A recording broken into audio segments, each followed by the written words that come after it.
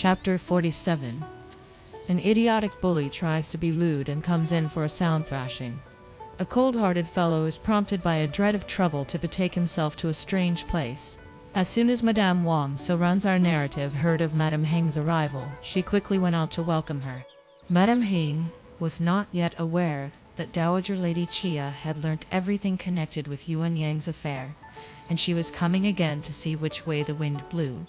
The moment, however, she stepped inside the courtyard entrance, several matrons promptly explained to her, quite confidentially, that their old mistress had been told all only a few minutes back, and she meant to retrace her steps. But she saw that every inmate in the suite of rooms was already conscious of her presence. When she caught sight, besides, of Madame Wang walking out to meet her, she had no option but to enter. First and foremost, she paid her respects to Dowager Lady Chia. But old Lady Chia did not address her a single remark, so she felt within herself smitten with shame and remorse. Lady Fang soon gave something or other as an excuse and withdrew. Yuan Yang then returned also quite alone to her chamber to give vent to her resentment, and Mrs. Shuwei, Madame Wang, and the other inmates, one by one, retired in like manner, for fear of putting Madame Hsing out of countenance. Madame Hsing, however, could not muster courage to beat a retreat. Dowager Lady Chia noticed that there was no one but themselves in her apartments. "I hear," she remarked, "that you had come to play the part of a girl. Between for your lord and master, you can very well observe the 3 obediences and 4 virtues, but this softness of yours is a work of supererogation. You people have also got now a whole lot of grandchildren and sons, do you? Still live in fear and trembling lest he should put his monkey up. Rumor has it that you yet let that disposition of your husband's run riot." Madame Hsing's whole face got suffused with blushes. "I advised him time and again," she explained, "but he wouldn't listen to me. How is it, venerable senior, that you don't yet know that he turns a deaf ear to me? That's why I had no choice in the matter." "Would you go and kill anyone," Dowager Lady Chia asked, "that he might instigate you to? But consider now. Your brother's wife is naturally a quiet sort of person and is born with many ailments. But is there anything, whether large or small, that she doesn't go to the trouble of looking after? And notwithstanding that daughter-in-law of yours lends her a helping hand, she is daily so busy that she no sooner puts down the pick than she has to take up the broom. So busy that I have myself now curtailed 101 things, but whenever there's anything those two can't manage, there's Yuan Yang to come to their assistance. She is, it's true, a mere child, but nevertheless very careful, and knows how to concern herself about my affairs a bit, indenting for anything that need be indented, and availing herself of an opportunity to tell them to supply every requisite. Were Yuan Yang not the kind of girl she is, how could those 2 ladies not neglect a whole, or part of those matters, both important as well as unimportant, connected with the inner and outer quarters? Would I not at present have to worry my own mind, instead of leaving things to others? Why, I daily have to rack my brain and go and ask them to give me whatever I might need. Of those girls who've come to my quarters and those who've gone, there only remains this single one. She is, besides other respects, somewhat older in years, and has as well a slight conception of my ways of doing things and of my tastes.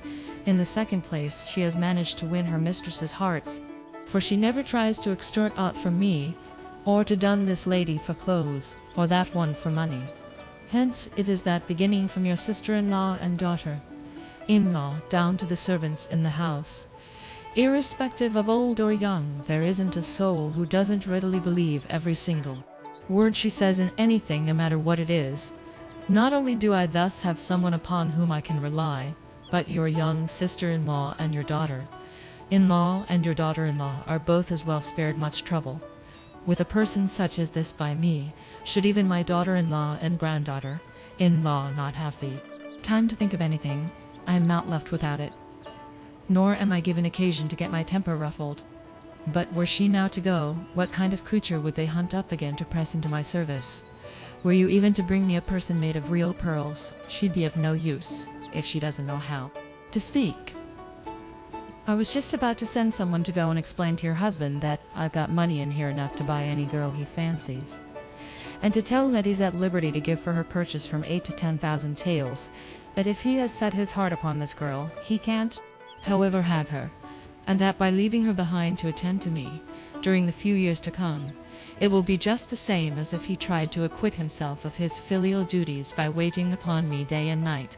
So you come at a very opportune moment. Will you therefore to go yourself at once and deliver him my message? It will answer the purpose far better. These words over, she called the servants. Go, she said, and ask Mrs. Hsing and your young mistresses to come. We were in the middle of a chat full of zest, and how was it they've all dispersed? The waiting maids immediately assented and left to go in search of their mistresses, one and all of whom promptly re-entered her apartments, with the sole exception of Mrs. Hsing. I've only now returned, she observed to the waiting maid. And what shall I go again for? Just tell her that I'm fast asleep. Dearest Mrs. Hsing, the waiting maid pleaded, my worthy senior, our old mistress will get angry. If you, venerable lady, don't appear, nothing will appease her. So do it for the love of us. Should you object to walking, why, I'm quite ready to carry you on my back, you little imp. Mrs. Hsing laughed. What are you afraid of? All she'll do will be to scold you a little, and it will all be over soon. While replying, she felt that she had no course but to retrace her footsteps, in company with the waiting maid. Dowager Lady Chia at once motioned her into a seat. Let's have a game of cards, she then smilingly proposed. You, Mrs. Hsing, are not a good hand at them, so let's sit together and see that Lady Feng doesn't cheat us. Quite so, laughed Mrs. Hsing. But it will be well if your venerable ladyship would look over my hand a bit. Are we 4 ladies to play, or are we to add 1 or 2 more persons to our number? Naturally, only 4. Madame Wang smiled. Were 1 more player let in, Lady Feng interposed, it would be merrier. Call Yuan Yang here, old Lady Chia suggested, and make her take this lower seat, for as Mrs. Hsing's eyesight is rather dim, we'll charge her to look over our 2 hands a bit. You girls know how to read and write? Lady Feng remarked with a smile, addressing herself to Tan Echeng. And why don't you learn fortune-telling? This is again strange, Tan exclaimed. Instead of bracing up your energies now to rook some money out of our venerable senior, you turn your thoughts to fortune-telling. I was just wishing to consult the fates, Lady Feng proceeded, as to how much I shall lose today. Can I wish I shall lose today? Can I ever dream of winning? Why, look here, we haven't commenced playing, and they have placed themselves in ambush on the left and right. This remark amused Dowager Lady Chia and Mrs. Hsing, but presently Yuan Yang arrived and seated herself below her old mistress. After Yuan Yang sat Lady Feng. The red cloth was then spread. The cards were shuffled, the dealer was decided upon, and the quintet began to play. After the game had gone on for a time, Yuan Yang noticed that Dowager Lady Chia had a full hand and was only waiting for 1 2-spotted card, and she made a secret sign to Lady Feng. Lady Feng was about to lead, but purposely lingered for a few moments. This card will, for a certainty, be snatched by Mrs. Hsing. She smiled. Yet if I don't play this one, I won't be able later to come out with what I want. I haven't got any cards you want in my hand, Mrs. Hsing remarked. I mean to see by and by, Lady Feng resumed. You're at liberty to see, Mrs. Hsing said. But go on, play now. Let me look what card it is. Lady Feng threw the card in front of Mrs. Hsing. At a glance, Mrs. Hsing perceived that it was the 2-spot. I don't fancy this card, she smiled. What I fear is that our dear senior will get a full hand. I've played wrong, Lady Feng laughingly exclaimed at these words. Dowager Lady Chia laughed and throwing down her cards. If you dare, she shouted, take it back. Who told you to play the wrong card? Didn't I want to have my fortune told? Lady Feng observed. I played this card of my own accord, so there's no one with whom I can find fault. You should then beat your own lips and punish your own self. It's only fair, old Lady Chia remarked. Then facing Mrs. Hsing, I'm not a niggard, fond of winning money, she went on to say, but it was my good luck. Don't be to think as much. Mrs. Hsing smiled. Who's there stupid enough to say that your venerable ladyship's heart is set upon money? Lady Feng was busy counting the cash, but catching what was said, she restrung them without delay. I've got my share, she said laughingly to the company. It isn't at all that you wish to win. It's your good luck that made you come out a winner. But as for me, I am really a mean creature. And as I manage to lose, I count the money and put it away at once. Dowager Lady Chia usually made Yuan Yang shuffle the cards for her, but being engaged in chatting and joking with Mrs. Hsing, she did not notice Yuan Yang take them in hand. Why is it you're so huffed, old Lady Chia asked, that you don't even shuffle for me? Lady Feng won't let me have the money, Yuan Yang replied, picking up the cards. If she doesn't give the money, Dowager Lady Chia observed, it will be a turning point in her luck. Take that string of 1,000 cash of hers. She accordingly directed a servant and bring it bodily over here. A young waiting maid actually fetched the string of cash and deposited it by the side of her old mistress. Let me have them, Lady Feng, eagerly cried, smiling, and now square all that's due, and finish. In very truth, Lady Feng, you're a miserly creature, Mrs. Hsing laughed. It's simply for mere fun. Nothing more. Lady Feng, at this insinuation, speedily stood up and, laying her hand on Mrs. Hsing, she turned her head around and pointed at a large wooden box in which old Lady Chia usually deposited her money. She said, a smile curling her lips. Look here! I couldn't tell you how much there is in that box that was won from me. This Chia will be wheedled by the cash in it before we've played for half an hour. All we've got to do is to give them sufficient time to lure this string in as well. We needn't trouble to touch the cards. Your temper-worthy ancestor will thus calm down. If you've also got any legitimate thing for me to do, you might bid me go and attend to it. This joke had scarcely been concluded than it evoked incessant laughter from Dowager Lady Chia and everyone else. But while she was bandying words, Ping Er happened to bring her another string of cash, prompted by the apprehension that her capital might not suffice to meet her wants. It's useless putting them in front of me, Lady Feng cried. Place these two over there by our old lady and let them be wheedled in along with the others. It will thus save trouble, as there won't be any need to make two jobs of them, to the inconvenience of the cash already in the box.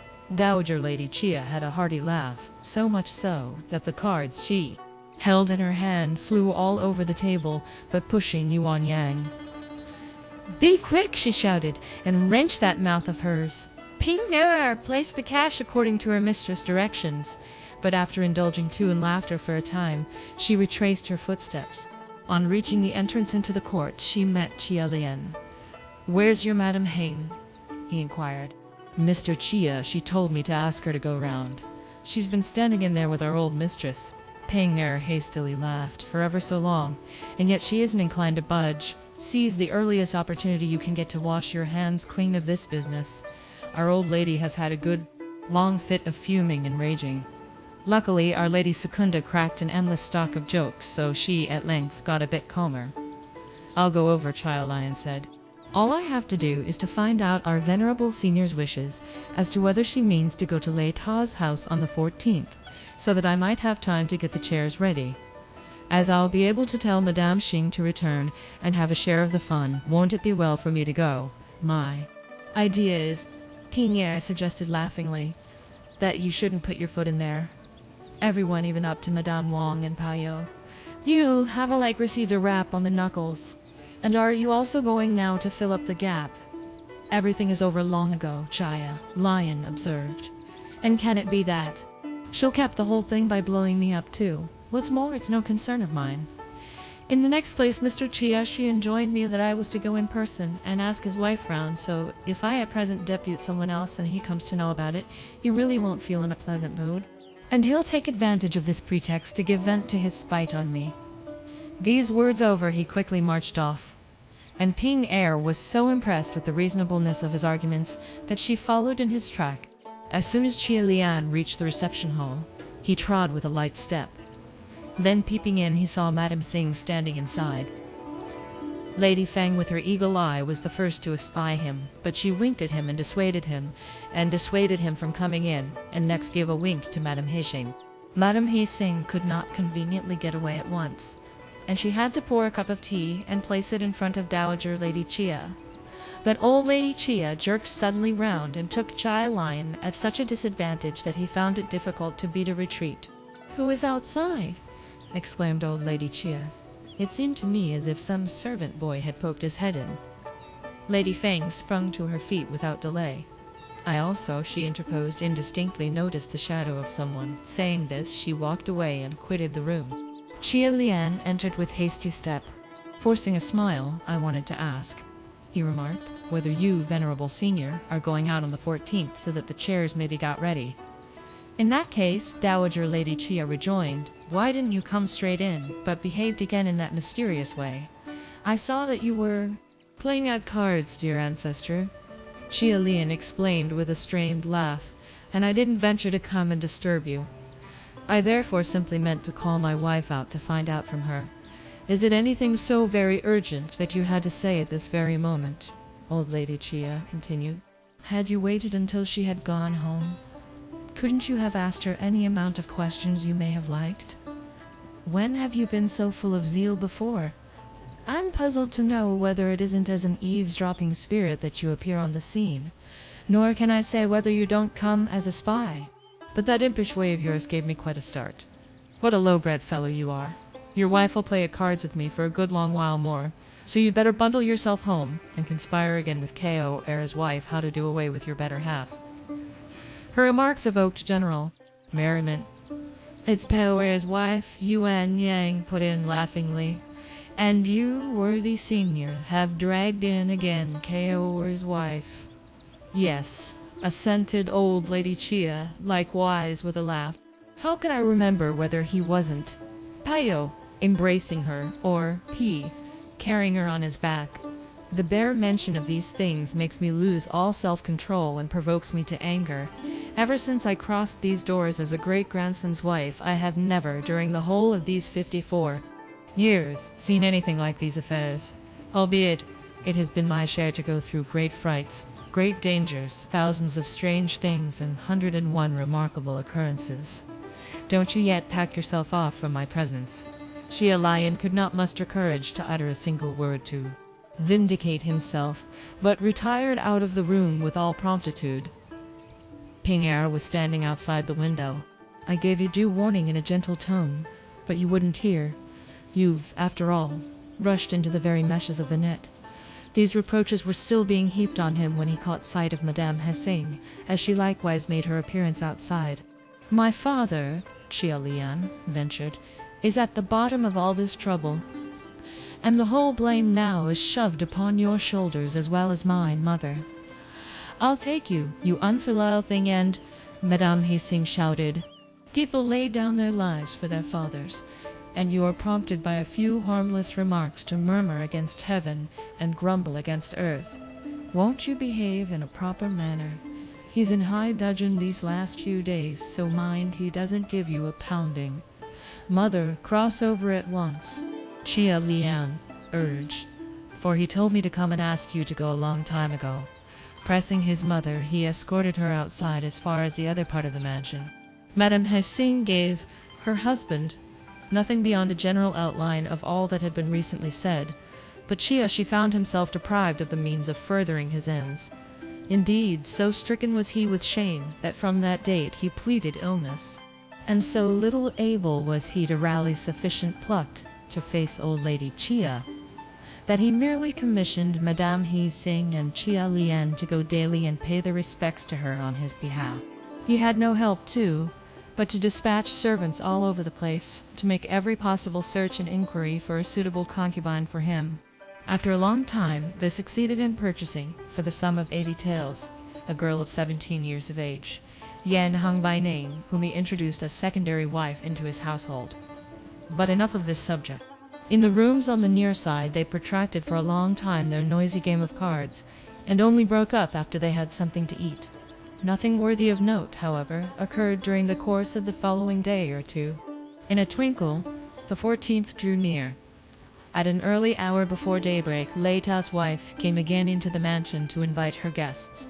Dowager Lady Chia was in buoyant spirits, so taking along Madame Wang, Mrs. Hsing, Pao-yü, and the various young ladies, she betook herself into Lei Tao's garden, where she sat for a considerable time. This garden was not, it is true, to be compared with the garden of Broad Vista, but it also was most beautifully laid out and consisted of spacious grounds, in the way of springs, rockeries, arbors and woods, towers and terraces, pavilions and halls. It likewise contained a good many sufficient to excite admiration. In the main hall outside were assembled Shu Pan, Chia Chen, Chia Lien, Chia Zheng, and several close relatives. But Lei Ta had invited as well a number of officials still in active service, and numerous young men of wealthy families, to keep them company. Among that party figured one Chia Lien, whom Shu Pan had met on a previous occasion, and kept ever since in constant remembrance, having besides discovered that he had a passionate liking for theatricals, and that the parts he generally filled were those of a young man or lady, in fast plays. He had unavoidably misunderstood the object with which he indulged in these amusements, to such a degree as to misjudge him for a young rake. About this time, he had been entertaining a wish to cultivate intimate relations with him, but he had, much to his disgust, found no one to introduce him.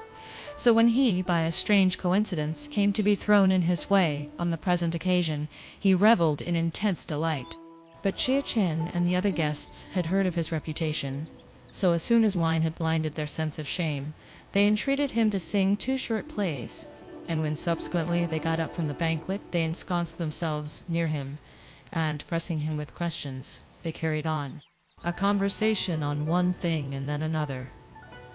This Lien was, in fact, a young man of an old family, but he had been unsuccessful in his studies and had lost his father and mother. He was naturally light-hearted and magnanimous, not particular in minor matters, immoderately fond of sphere, exercise and fencing, of gambling and boozing, even going to such excesses as spending his nights in houses of easy virtue, playing the fife, thrumming the harp, and going in for everything and anything. Being besides young in years and of handsome appearance, those who did not know what his standing was invariably mistook him for an actor. But Lei Tao's son had all along been on such friendly terms with him that he consequently invited him for the nonce to help him do the honors. Of a sudden, while everyone was, after the wines had gone round, still on his good behavior, Sui Pan alone got another fit of his old mania. From an early stage, his spirits sunk within him, and he would fain have seized the first convenient moment to withdraw and consummate his designs, but for Lei Zheng, who then said, "Our Mr. Pao, you told me again just now that although he saw you as you walked in, he couldn't speak to you with so many people present, so he bade me ask you not to go when the party breaks up, as he has something more to tell you. But as you insist upon taking your leave, you'd better wait until I call him out, and when you've seen each other, you can get away. I'll have nothing to say then." Wow. Delivering the message, "Go inside," he directed the servant. "Boys, and get hold of some old matron and tell her quietly to invite Mr. Pao-yü to come out." A servant lad went on the errand, and scarcely had time enough elapsed to enable one to have a cup of tea in, than Pao-yü actually made his appearance outside. "My dear Sir Lei Shang," Zheng smilingly observed to Pao-yü, "I hand him over to you. I'm going to entertain the guests." With these words he was off. Pao-yü pulled Lei Lien into a side study in the hall, where they sat down. "Have you been recently to Qin Cheng's grave?" he inquired of him. "How could I not go?" Lien answered. "The other day a few of us went out to give our falcons a fly, and we were yet at a distance of 2 li from his tomb, when, remembering the heavy rains we've had this summer, I gave way to fears lest his grave may not have been proof against them. So, evading the notice of the party, I went over and had a look. I found it again slightly damaged, but when I got back home I speedily raised a few hundreds of cash and issued early on the 3rd day and hired 2 men who put it right." "It isn't strange then," exclaimed Pao-yü, "when the lotus blossomed last month in the pond of our garden of Broad Vista. I plucked 10 of them, and bade Hsing go out of town and lay them as my offering on his grave. On his return I also inquired of him whether it had been damaged by the water or not, and he explained that not only had it not sustained any harm, but that it looked better than when last he'd seen it. Several of his friends, I argued, must have had it put in proper repair, and I felt it irksome that I should, day after day, be so caged at home as to be unable to be my own master in the least thing, and that if even I move, and anyone comes to know of it, this one is sure to exhort me if that one does not restrain me. I can thus afford to brag, but can't manage to act. And though I've got plenty of money, I'm not at liberty to spend any of it. There's no use your worrying in a matter like this, Chia Lien said. I'm outside, so all you need do is to inwardly foster the wish, that's all. But as the first of the 10th moon will shortly be upon us, I've already prepared the money necessary for going to the graves. You know well enough that I'm as poor as a rat. I've no hoardings at home, and when a few cash find their way into my pocket, I soon remain again quite empty-handed. But I'd better make the best of this opportunity and keep the amount I have in order that when the time comes, I mayn't find myself without a cash. It's exactly about this that I meant to send Pao-yü to see you, Pao-yü added. But it isn't often that one can manage to find you at home. I'm well aware how uncertain your movements are. One day you are here and another there. You've got no fixed resort. There's no need sending anyone to hunt me up, Chia Lien replied. All that each of us need do in this matter is to acquit ourselves of what's right. But in a little while I again purpose going away on a tour abroad, to return in 3 to 5 years' time. When Pao-yü heard his intention, "Why is this?" he at once inquired. Chia Lien gave a sardonic smile. "When my wish is on a fair way to be accomplished," he said, "you'll certainly hear everything. I must now leave you. After all the difficulty we've had in meeting, Pao-yü remarked, wouldn't it be better were you and I to go away together in the evening? That worthy cousin of yours," Chia Lien rejoined, "is as bad as ever, and were I to stay any longer, trouble would inevitably arise. So it's as well that I should clear out of his way." Pao-yü communed with himself for a time. In that case, he then observed, it's only right that you should retire. But if you really be bent upon going on a distant tour, you must absolutely tell me something beforehand. Don't, on any account, sneak away quietly. As he spoke, the tears trickled down his cheeks. "I shall, of course, say good-bye to you, Chia Lien rejoined, but you must not let anyone know anything about it." While uttering these words, he stood up to get away. "Go in at once," he urged. "There's no need to see me off." Saying this, he quitted the study. As soon as he reached the main entrance, he came across Sui Pian bawling out boisterously, "Who let young go?" The moment these shouts fell on Chia Lien's ear, his anger flared up as if it had been sparks spurting wildly about, and he only wished he could strike him dead with one blow. But on second consideration, he pondered that a fight after the present festive occasion would be an insult to Lao Shang, and he perforce felt bound to stifle his indignation. When Sui Pian suddenly espied him walking out, he looked as delighted as if he had come in for some precious gem. With staggering step he drew near him. Clutching him with one grip, "My dear brother," he smirked. "Where are you off to?" "I'm going somewhere, but we'll be back soon," Chia Lien said by way of response. "As soon as you left," Sui Pian smiled, "all the fun went. But pray sit a while. If you do so, it will be a proof of your regard for me. Don't flurry yourself. With such a senior brother as myself to stand by you, it will be as easy a job for you to become an official as to reap a fortune. Sight of his repulsive manner filled the heart of Hsing Lien with disgust and shame. But speedily devising a plan, he drew him to a secluded spot. "Is your friendship real?" he smiled. "Or is it only a sham?" This question sent his Sui Pian into such raptures that he found it difficult to check himself from gratifying his longings. But glancing at him with the corner of his eye, "My dear brother," he smiled, "what makes you ask me such a thing? If my friendship for you is a sham, may I die this moment, before your very eyes." Well, if that be so, Chia Lien proceeded, it isn't convenient in here, so sit down and wait a bit. I'll go ahead, but come out of this yourself by and by and follow me to my place, where we can drink the whole night long. I've also got there 2 first-rate young fellows who never go out of doors, but don't bring so much as a single follower with you, as you'll find when you get there. Plenty of people ready at hand to wait on you. So high did this assignation raise his Shui Pian's spirits that he recovered, to a certain extent, from the effects of wine. Is it really so? He asked. How is it, Xiang? Lien laughed. That's when people treat you with a sincere heart. You don't, after all, believe them? I am no fool, eagerly exclaimed Sui Pan, and how could I not believe you? But since this be the case, how am I, who don't even know the way, to find your whereabouts if you are to go ahead of me?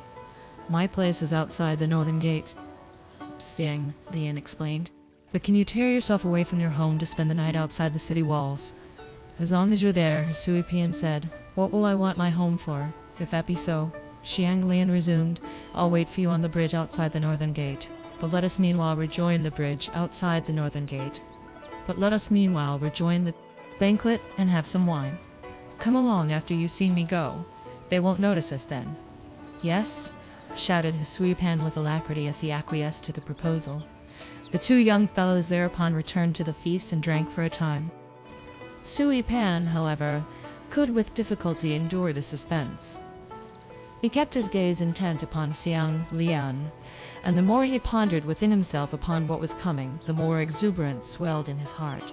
Now he emptied one wine kettle, now another, and without waiting for anyone to press him, he, of his own accord, gulped down one drink after another, with the result that he unconsciously made himself nearly quite tipsy.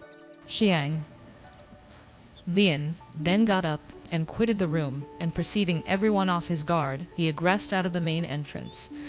Go home ahead, he directed his page Xing Nu. I'm going out of town, but I'll be back at once. By the time he had finished giving him these directions, he had already mounted his horse, and straightway he proceeded to the bridge beyond the northern gate, and waited for Sui Pan. A long while elapsed, however, before he espied a Sui Pan in the distance, hurrying along astride of a high steed, with gaping mouth, staring eyes, and his head banging from side to side like a peddler's drum. Without intermission he glanced confusedly about, sometimes to the left and sometimes to the right.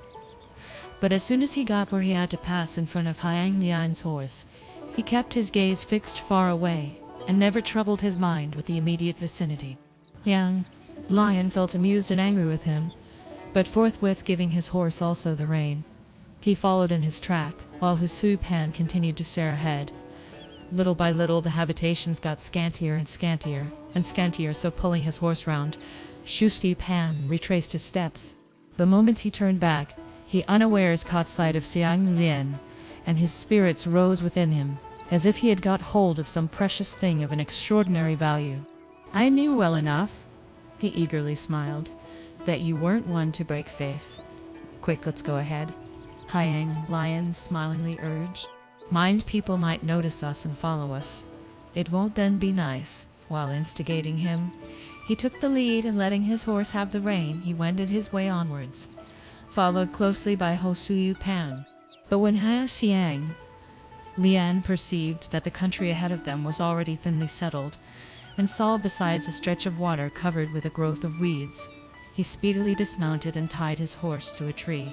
Turning then round, "Get down," he said laughingly to his Sui Pan. "You must first take an oath, so that in the event of your changing your mind in the future, and telling anything to anyone, the oath might be accomplished." "You're quite right." Sui Pan smiled, and jumping down with all dispatch, he too made his horse fast to a tree, and then crouched on his knees.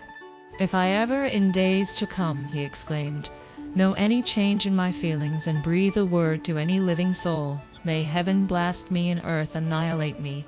Scarcely had he ended this oath, when a crash fell on his ear, and lo, he felt as if an iron hammer had been brought down to bear upon him.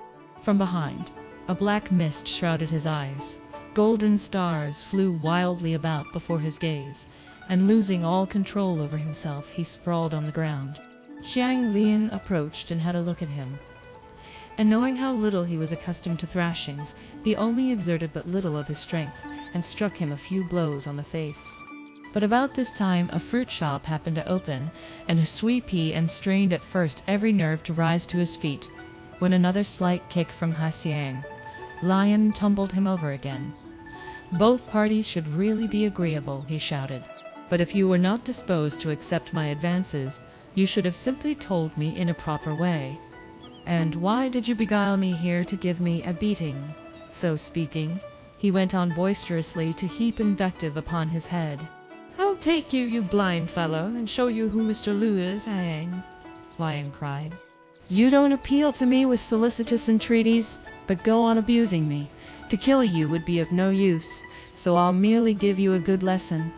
With these words, he fetched his whip and administered him 30 or 40 blows from his back down to his shins.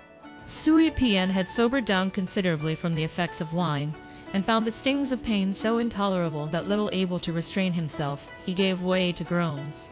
"Do you go on in this way?" Chia Lien said with an ironical smile. "Why, I thought you were not afraid of beatings."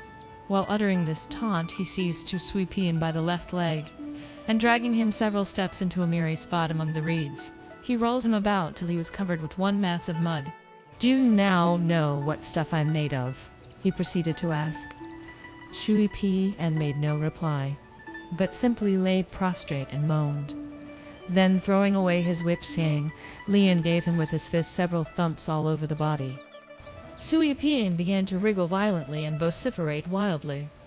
"All my ribs are broken," he shouted. "I know you're a proper sort of person. It's all because I made the mistake of listening to other people's gossip.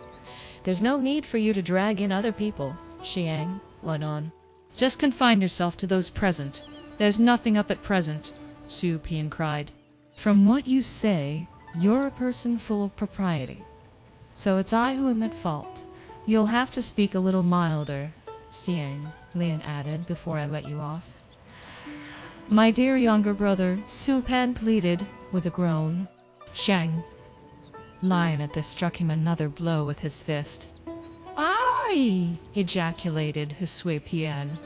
"My dear senior brother," he exclaimed. Hsing Lien gave him 2 more whacks, one after the other. "Aye, you!" Sui Pian precipitately screamed. "My dear sir, do spare me, an eyeless beggar, and henceforth I look up to you with veneration. I'll fear you. Drink 2 mouthfuls of that water," shouted Hsing. "That water is really too foul," Sui Pian argued in reply to this suggestion, wrinkling his eyebrows the while. "And how could I put any of it in my mouth?" Hsing Lien raised his fists and struck him. I'll drink it," quickly bawled Sui Pian. So saying, he felt obliged to lower his head to the very roots of the reeds and drink a mouthful. Before he had had time to swallow it, a sound of I became audible, and up came all the stuff he had put into his mouth only a few seconds back. "You filthy thing," exclaimed Chia Lien. "Be quick and finish drinking, and I'll let you off." "Do please," he cried. "Lay up a store of meritorious acts for yourself and let me off.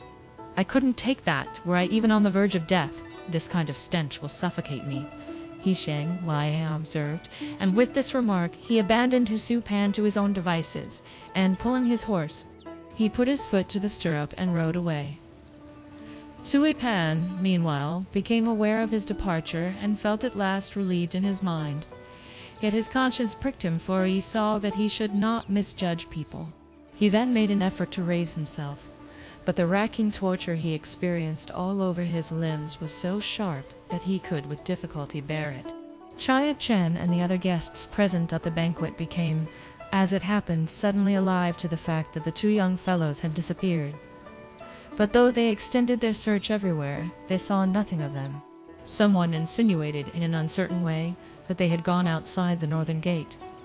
But as Sui Pian's pages had ever lived in dread of him, who of them had the audacity to go and hunt him up after the injunctions he had given them that they were not to follow him. But, waxing solicitous on his account, Chia Chen subsequently bade Chia Zheng take a few servant boys and go and discover some clue of him, or institute inquiries as to his whereabouts. Straightway, therefore, They prosecuted their search beyond the northern gate, to a distance of 2 li below the bridge, and it was quite by accident that they discerned Hu Shupan's horse, made fast by the side of a pit full of reeds. "That's a good sign!" they with one voice exclaimed. "For if the horse is there, the master must be there too." In a body they thronged round the horse when, from among the reeds, they caught the sound of human groans. So hurriedly rushing forward to ascertain for themselves, they, at a glance, perceived Sui Pian, his costume all in tatters, his countenance and eyes so swollen and bruised that it was hard to make out the head and face, and his whole person, inside as well as outside his clothes, rolled like a sow in a heap of mud.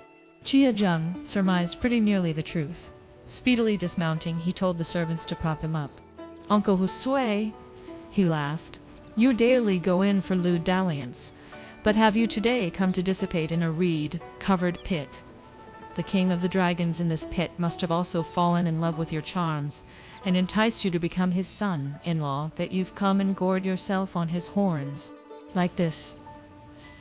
Sui Pian was such a prey to intense shame that he would fain have grovelled into some fissure in the earth had he been able to detect any. But so little able was he to get on his horse that Chia Lien directed a servant to run to the suburbs and fetch a chair. Ensconced in this, Sui Pian entered town along with the search party. Chia Lien still insisted upon carrying him to Lada's house to join the feast, so Sui Pian had to make 101 urgent appeals to him, to tell no one, before Chia Lien eventually yielded to his solicitations and allowed him to have his own way and return home. Chia Lien betook himself again to Lada's house, and narrated to Chia Chen their recent experiences. When Chia Chen also learnt of the flogging Sui Pian had received from Chia Lien, he laughed. "It's only through scrapes," he cried, "that he'll get all right." In the evening, after the party broke up, he came to inquire after him. But Sui Pian, who was lying all alone in his bedroom, nursing himself, refused to see him, on the plea of indisposition. When Dowager Lady Chia and the other inmates had returned home, and everyone had retired into their respective apartments, Mrs. Hsui and Pao-yü observed that Hsing Ling's eyes were quite swollen from crying, and they questioned her as to the reason of her distress. On being told, they hastily rushed to look up Sui Pian. But, though they saw his body covered with scars, they could discover no ribs broken or bones dislocated. Mrs. Hsui fell a prey to anguish and displeasure. At one time she scolded Sui Pian, at another she abused Chia Lien. Her wish was to lay the matter before Madame Wang in order that someone should be dispatched to trace Lien and bring him back, but Pao-yü speedily dissuaded her. "Something to make a fuss about," she represented. They were simply drinking together, and quarrels after a wine bout are ordinary things, and for one who's drunk to get a few whacks more or less is nothing uncommon. Besides, there's in our home neither regard for God nor discipline. Everyone knows it, if it's purely out of love, mother, that you desire to give vent to your spite. It's an easy matter enough. Have a little patience for 3 or 5 days until brother is all right and can go out. Mr. Chia Chen and Mr. Chia Lien over there are not people likely to let the affair drop without doing anything. They'll, for a certainty, stand a treat and ask that fellow and make him apologize and admit his wrong in the presence of the whole company, so that everything will be properly settled. But were you now to begin making much of this occurrence, and telling everyone, it would, on the contrary, look as if you had, in your motherly partiality and fond love for him, indulged him to stir up a row and provoke people. He has, on this occasion, had unawares to eat humble pie. But will you, put people to all this trouble and inconvenience, and make use of the prestige enjoyed by your relatives to oppress an ordinary person, my dear child?" Sui rejoined, after listening to the advice proffered by her. "You've after all been able to foresee all these things. As for me, that sudden fit of anger quite dazed me. All will thus be square," Pao-yü smiled, "for as he's neither afraid of you, mother, nor gives an ear to people's exhortations, but gets wilder and wilder every day that goes by. He may, if he gets 2 or 3 lessons, turn over a new leaf." While Sui Pian lay on the stove couch, he reviled Chia Lien with all his might. Next, he instigated the servant boys to go and demolish his house, kill him and bring a charge against him. But Mrs. Su hindered the lads from carrying out his purpose and explained to her son that Chia Lien had casually, after drinking, behaved in a disorderly way, that now that he was over the effects of wine, he was exceedingly filled with remorse, and that prompted by the fear of punishment, he had effected his escape. But, reader, if you feel any interest to know what happened when Hu Sui Pan heard the version his mother gave him, listen to what you will find in the next chapter.